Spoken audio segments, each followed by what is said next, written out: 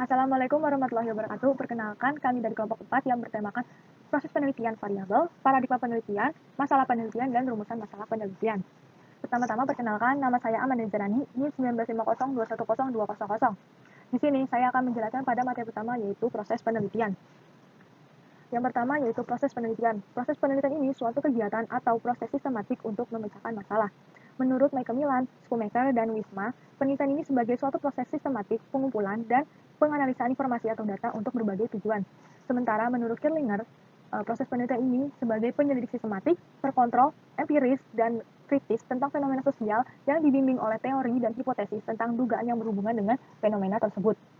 Dan untuk tujuan dilakukan penelitian ini, untuk mendapatkan suatu rumusan hasil dari suatu penelitian melalui proses mencari, menemukan, mengembangkan, serta menguji suatu pengetahuan. Selanjutnya yaitu tahap-tahap proses penelitian. Yang pertama yaitu mengidentifikasi masalah atau mencari masalah yang akan diteliti. Jadi tahap pertama dalam melakukan penelitian itu yang pertama cari dulu masalah yang akan diteliti. Yang kedua yaitu merumuskan masalah. Setelah sudah tahu nih masalah apa yang akan diteliti, yaitu merumuskan suatu masalah berdasarkan masalah yang akan diteliti tadi. Yang ketiga yaitu merumuskan hipotesa. Tahap ketiga dalam melakukan penelitian yaitu kan merumuskan hipotesa. Hipotesa ini merupakan jawaban sementara dari persoalan yang akan diteliti. Nah, dalam merumuskan hipotesa itu dibagi menjadi 3, hipotesa operasional, hipotesa penelitian, dan hipotesa statistik. Yang pertama, hipotesa operasional ini merupakan hipotesa yang bersifat objektif. Jadi artinya hipotesa ini semata-mata bukan berdasarkan dari peneliti aja, tetapi harus ada bandingannya yang bersifat objektif dan netral, atau bisa disebut dengan hipotesa 0 atau H0. Misalnya hipotesa A0 itu kayak tidak ada hubungan antara krisis ekonomi dengan jumlah orang stres. Misal, yang kedua yaitu hipotesa penelitian. Jadi hipotesa penelitian ini sebaliknya dari hipotesa operasional. Jadi hipotesa penelitian ini merupakan anggapan dasar dari peneliti terhadap suatu masalah yang akan diuji. Yang ketiga yaitu hipotesa statistik. Hipotesa statistik ini merupakan jenis hipotesa yang dirumuskan dalam bentuk notasi statistik atau berdasarkan pengamatan peneliti terhadap populasi dalam bentuk angka-angka atau kuantitatif. Misalnya H0 dibagi R sama dengan 0, atau misalnya H0 dibagi P sama dengan 0. Yang keempat yaitu pencarian literatur. Nah, pada tahap ini untuk mendukung proses penelitian yang keempat yaitu pencarian literatur. Untuk mendukung proses penelitian itu perlu adanya literatur. Nah, literatur ini bisa berupa buku-buku referensi, artikel, jurnal, majalah, dan lain sebagainya yang berupa hasil dari penelitian yang sudah dilakukan oleh orang lain. Tujuannya ini untuk mendapatkan landasan teori mengenai masalah yang akan diteliti. Nah, teori ini merupakan pijakan bagi peneliti untuk memahami persoalan yang akan diteliti dengan benar dan sesuai dengan kerangka berpikir ilmiah. Yang selanjutnya yaitu menyusun rencana penelitian. Nah, pada tahap ini adalah pedoman selama menyusun penelitian atau melaksanakan penelitian. Nah, yang menjadi pola perencanaan itu perlu dapat mengungkapkan hal-hal yang berkaitan dengan kegiatan pelaksanaan penelitian. Nah, yang pertama itu masalah yang diteliti dan alasan dilakukannya penelitian. Yang kedua itu bentuk atau jenis data yang dibutuhkan. Ketiga, tujuan dilakukan penelitian. Yang keempat itu manfaat atau kegunaan penelitian. Yang kelima, di mana dilakukan penelitian. Yang keenam itu jangka waktu pelaksanaan penelitian. Selanjutnya itu organisasi kegiatan dan pembiayaan. Selanjutnya hipotesa yang diajukan. Selanjutnya teknik pengumpulan data dan pengolahan data. Selanjutnya sistematik laporan yang direncanakan. Dan yang terakhir itu menentukan dan merumuskan alat peneliti atau teknik pengumpulan data.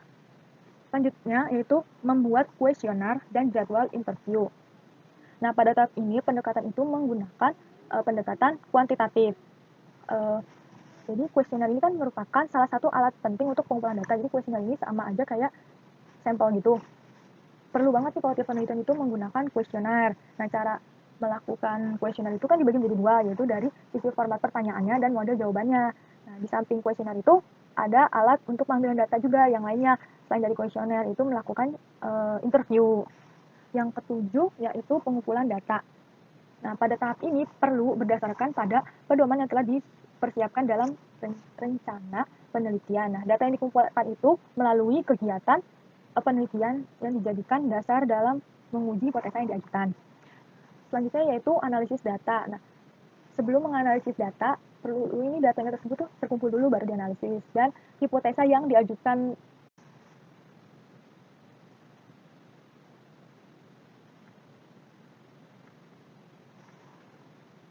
selanjutnya yaitu analisis data. Nah, sebelum menganalisis data, perlu ini datanya tersebut tuh terkumpul dulu baru dianalisis, dan hipotesa yang diajukan benarnya itu diuji pada analisis ini. Dan bila jenis data yang terkumpul itu dalam bentuk data kuantitatif, itu ada dua teknik yang perlu dilakukan, yaitu pada teknik deskriptif dan pada teknik inferensial atau umumnya itu disebut sebagai induktif. Kalau statistik deskriptif ini itu statistik yang digunakan untuk menganalisis data dengan cara mendeskripsikan atau menggambarkan data yang telah terkumpul sebagaimana adanya, tanpa bermaksud membuat kesimpulan yang berlaku untuk umum, seperti penelitian dilakukan pada populasi. Jadi penelitian itu dilakukan untuk seluruh kelompok, bukan sampel. Dan sebaliknya pada statistik inferensial atau induktif ini sebaliknya dari statistik deskriptif tadi. Kalau yang statistik deskriptif itu kan dari semua populasi, semua kelompok, bukan sampel. Kalau yang statistik inferensial ini cuma sampelnya aja, jadi kebalikannya, sampel dari semua populasi itu. Tapi jika data yang terkumpul itu data kualitatif, maka menganalisis data tersebut menggunakan teknik pengumpulan data yang bermacam-macam atau triangulasi, dan dilakukan dengan cara terus-menerus hingga data itu jenuh. Maksudnya dilakukan secara terus-menerus ini, menurut Sugiono itu suatu analisis berdasarkan data yang diperoleh, selanjutnya dikembangkan pola hubungan tertentu atau menjadi hipotesis, kemudian berdasarkan hipotesis tersebut maka data dicarikan lagi secara berulang-ulang hingga dapat disimpulkan apakah hipotesis tersebut dapat diterima atau ditolak. Yang terakhir yaitu menulis hasil laporan. Nah, tahap ini merupakan tahap terakhir dalam penelitian. Dalam penelitian ini sangat perlu membuat hasil laporan penelitian secara tertulis. Laporan penelitian ini perlu dibuat untuk dilaporkan lagi kepada orang yang memiliki kepentingan, dan bentuk dan juga sistematis laporan penelitian ini dapat berupa artikel, skripsi, laporan, tesis, dan juga lainnya. Sekian presentasi dari saya, selanjutnya akan dilanjutkan oleh teman kelas saya. Terima kasih. Paradigma penelitian. Paradigma penelitian adalah seperangkat konsep, keyakinan, asumsi, nilai, metode, atau aturan yang membentuk kerangka kerja pelaksanaan sebuah penelitian. Strategi penelitian yang lazim digunakan dalam ketiga pendekatan penelitian sebagai berikut. Yang pertama, strategi yang berasosiasi dengan pendekatan kuantitatif. Yang kedua, ada strategi yang berasosiasi dengan pendekatan kualitatif.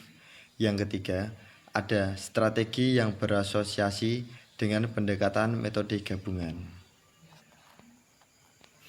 Selanjutnya, pendekatan penelitian itu dibagi menjadi tiga.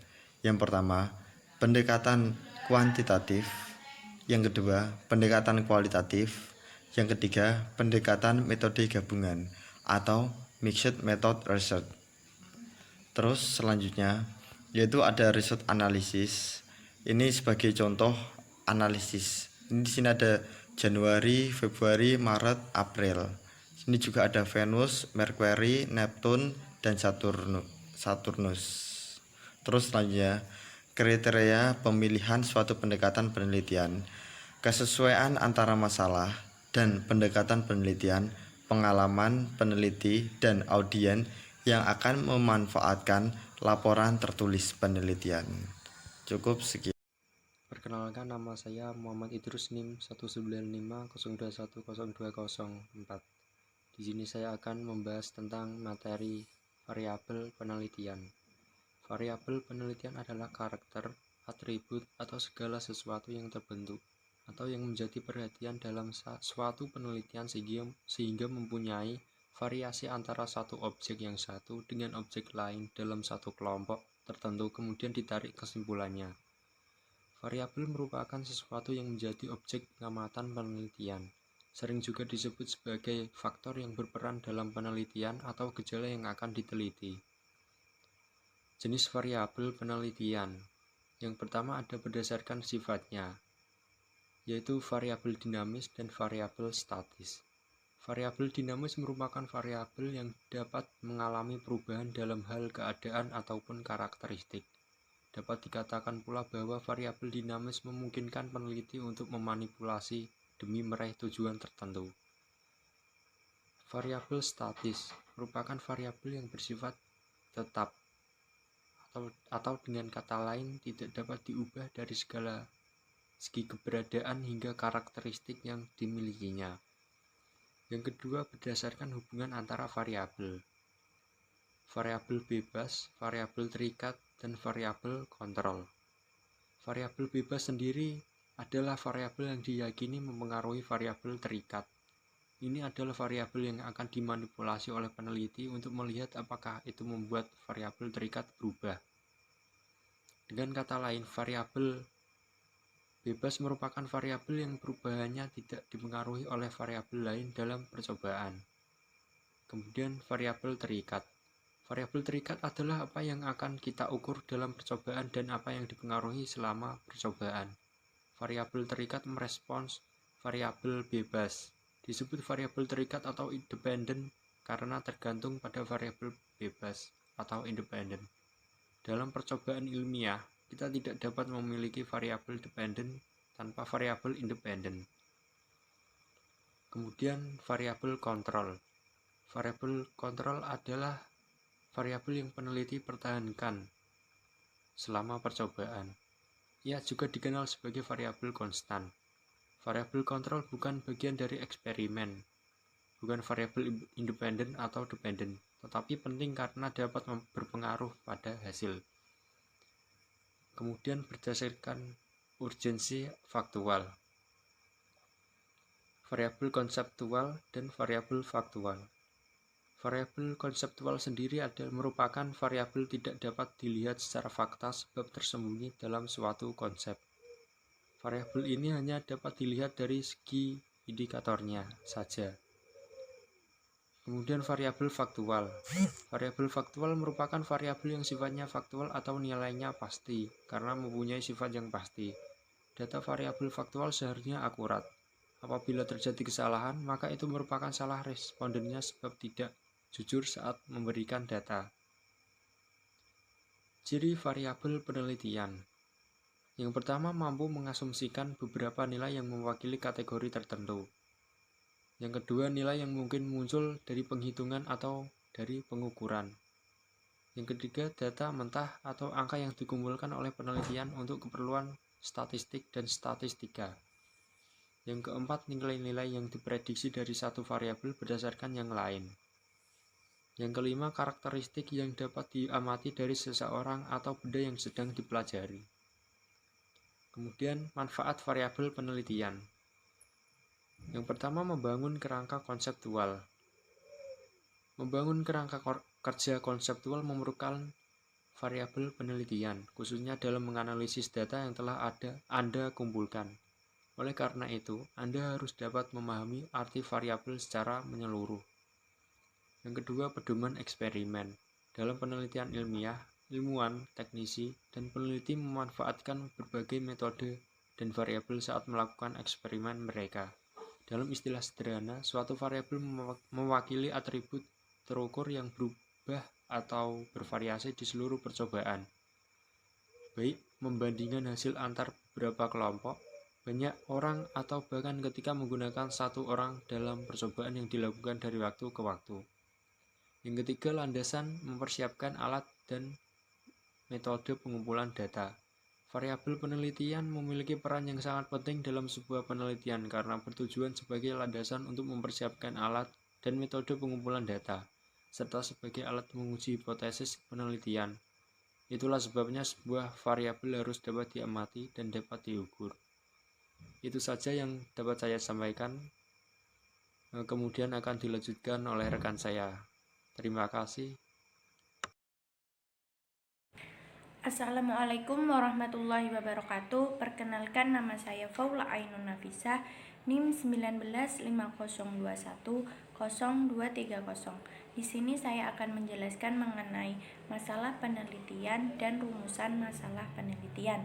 Yang pertama, yang perlu kita ketahui bahwa masalah merupakan suatu hal yang mana antara dua variabel itu terdapat kesenjangan antara situasi yang ada itu tidak sesuai dengan aktual atau ideal yang diharapkan antara yang ada dan seharusnya.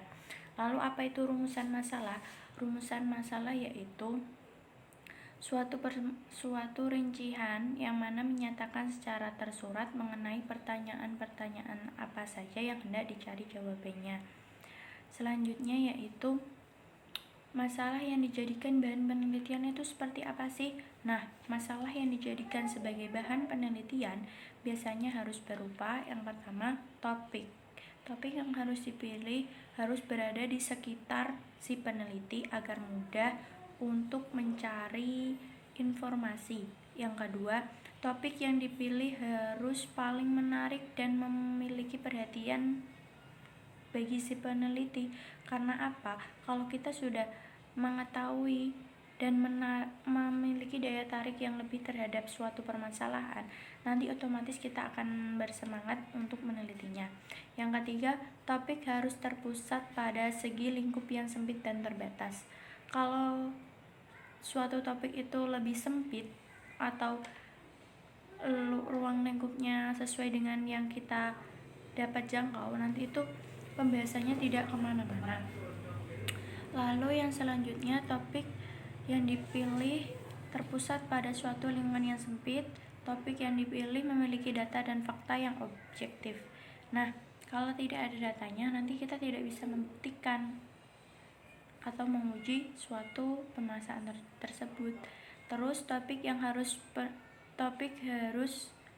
peneliti ketahui prinsip-prinsipnya. Jadi, suatu topik permasalahan itu ada prinsip-prinsipnya, dan sebagai untuk mempermudah si peneliti, topik sendiri juga harus memiliki prinsip-prinsip ilmiah itu sendiri. Yang terakhir yaitu topik harus memiliki sumber acuan, memiliki bahan kepustakaan, memberikan informasi tentang pokok permasalahan yang akan diteliti. Selanjutnya yaitu bentuk-bentuk rumusan masalah. Yang pertama adalah rumusan masalah deskriptif, yang mana di rumusan masalah deskriptif ini keberadaan variabel mandiri, artinya tidak dipengaruhi oleh apapun. Yang kedua adalah rumusan masalah komparatif, yang mana rumusan masalah ini biasanya untuk membandingkan keberadaan satu variabel terhadap variabel lainnya. Yang ketiga adalah rumusan masalah asosiatif, yang mana ini untuk menanyakan hubungan antara dua variabel atau lebih. Jadi nanti dicari tahu keterkaitannya. Kalau rumusan masalah komparatif itu dibandingkan antara ini dan ini. Lalu yang deskriptif itu hanya satu permasalahan. Lalu yang selanjutnya yaitu langkah-langkah perumusan masalah. Yang pertama adalah menentukan fokus penelitian. Kita mau meneliti apa, kita harus tahu. Yang kedua adalah cari berbagai faktor kemungkinan. Biasanya ini berupa hipotesis-hipotesis seperti itu. Yang ketiga adalah mengkaji terhadap faktor yang terkait. Maksudnya kita harus mencari informasi, mencari sumber-sumber yang terpercaya yang berhubungan dengan perumusan masalah seperti itu. Lalu yang keempat, mengaitkan dengan faktor penelitian. Selanjutnya, rumusan masalah yang baik. Nah, rumusan masalah yang baik sendiri ada 6. Yang pertama yaitu bersifat orsinil, artinya tidak ada pihak lain yang telah menggunakan rumusan masalah tersebut.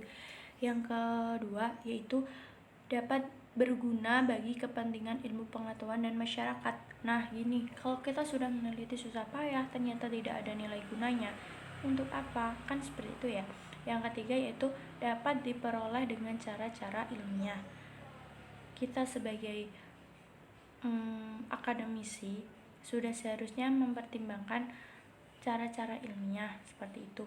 Yang keempat, jelas dan padat, artinya jangan ada penafsiran lain terhadap masalah tersebut.